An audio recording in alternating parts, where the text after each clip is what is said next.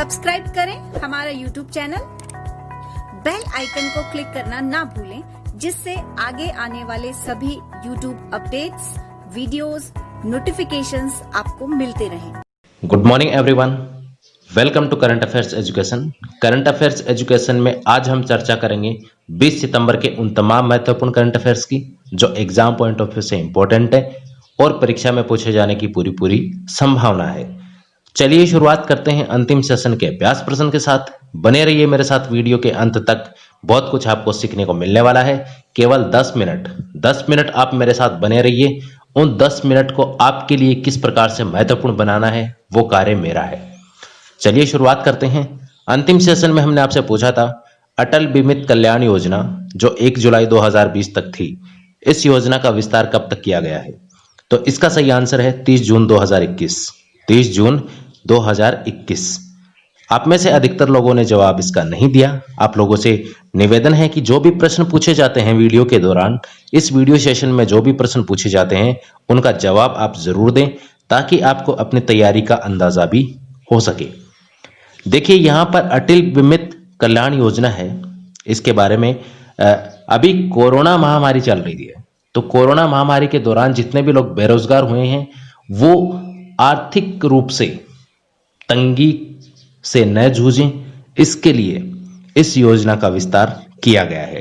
तो आप ध्यान रखेंगे अटल बीमित कल्याण योजना है, ये 30 जून 2021 तक विस्तृत की गई है। आगे बढ़ते हैं। ऑनलाइन प्लेटफॉर्म से 160 नकली उत्पाद हटे। कौन से उत्पाद हैं ये?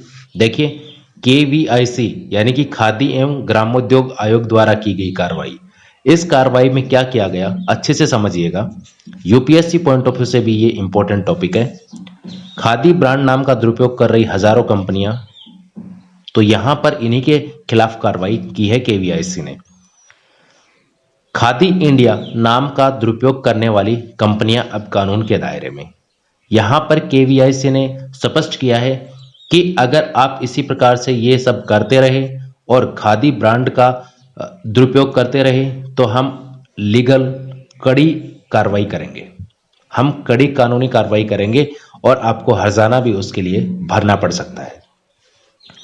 KVIC खादी एवं ग्रामोद्योग आयोग, देखिए इसके बारे में भी जानना जरूरी है। काफी समय से हम यहाँ पर डिस्कस कर रहे हैं। कल भी हमने डिस्कस किया था, एक परियोजना शुरू की थी डिग्निटी परियोजना, वो भी खादी एवं ग्रामोद्योग आयोग की है।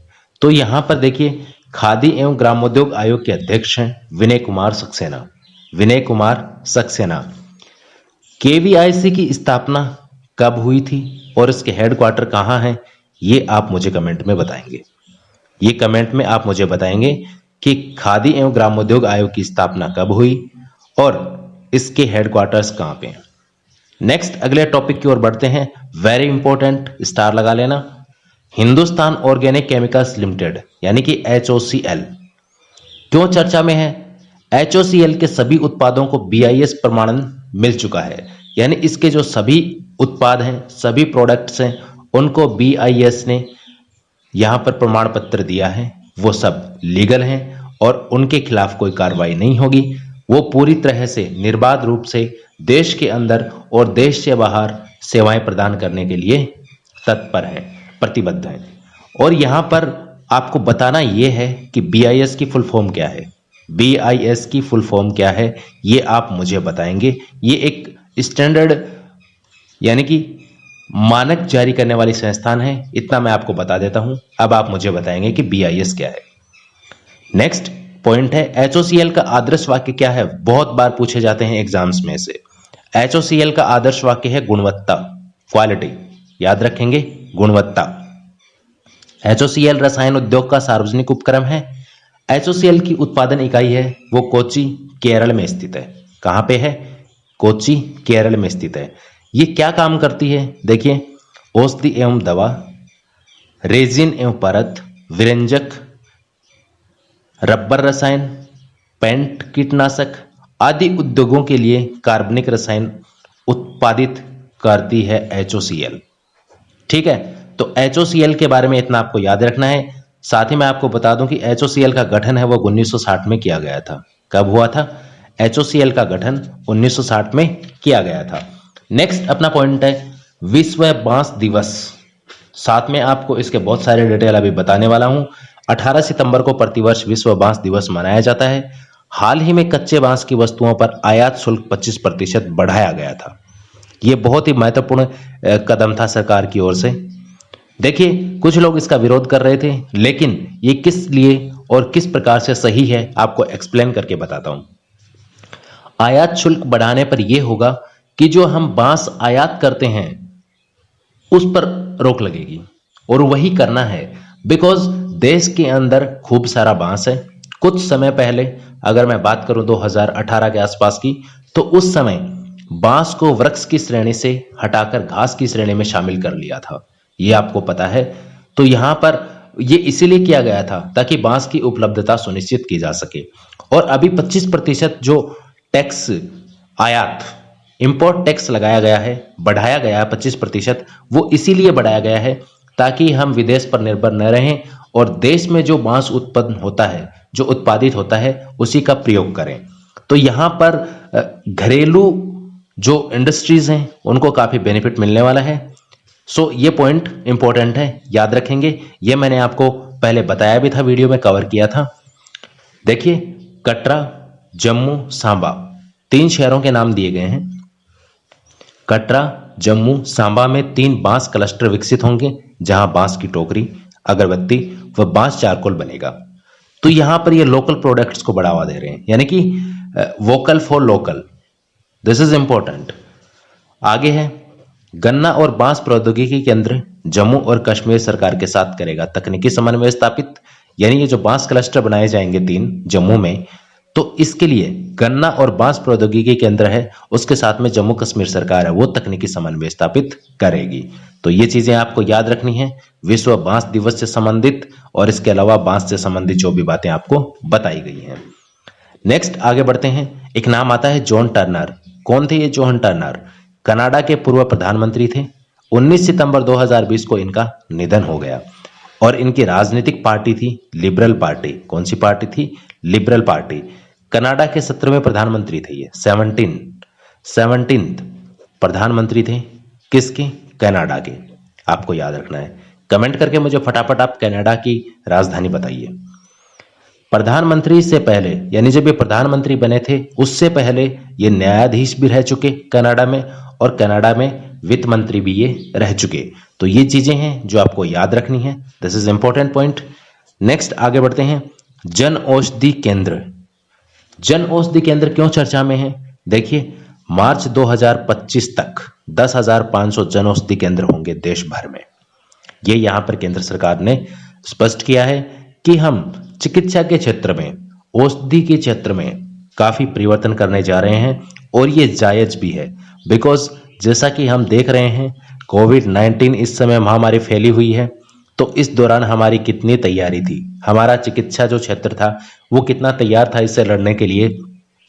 अगर हम कहें जिस समय कोविड-19 देश में फैला था उस समय देश की हालत गंभीर थे, और किसी भी प्रकार से केवल एक लैब को छोड़ दें हम, अगर NIV नेशनल जो पुणे में है NIV, उसको अगर हम छोड़ दें तो उसके अलावा हमारे पास में कोई ऐसी संस्थान नहीं थी जो इसके टेस्ट कर सके। जो भी सैंपल्स इकट्ठा किए जाते थे उनको पुणे भेजा जाता था टेस्ट करने के लिए कि इनको कोविड है या नहीं।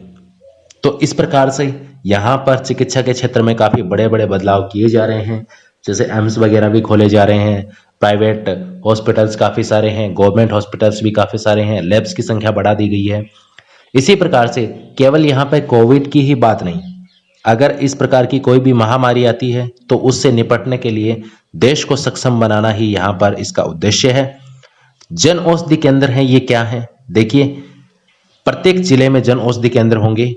10,500 जन औषधि केंद्र है, ये 2025 तक खोलने की यहाँ पर बात कही है। तो इसका उद्देश्य ये है कि प्रत्येक जिले में जन औषधि केंद्र होना चाहिए। अब जन औषधि केंद्र में किस प्रकार की दवाएं मिलती हैं? जेनेरिक दवाइयां मिलती हैं। कैसी दवाइयां मिलती हैं? जेनेरिक दवाइयां मिलती हैं। क्या होती हैं जेनेरिक दवाइयां? जेनेरिक दवाइयां किसी प्रकार के ब्रांड का प्रयोग नहीं करती हैं, यानी वो दवाइयां जिनके ऊपर कोई पेटेंट नहीं होता है, इनके ऊपर कोई पेटेंट नहीं होता है। पेटेंट उन दवाओं पर होता है जो ब्रांडेड होती हैं, और जेनेरिक दवाइयां हैं वो ब्रांडेड दवाओं से 90 से 95% सस्ती होती हैं। इस प्रकार की योजनाएं चल भी रही हैं काफी राज्यों में।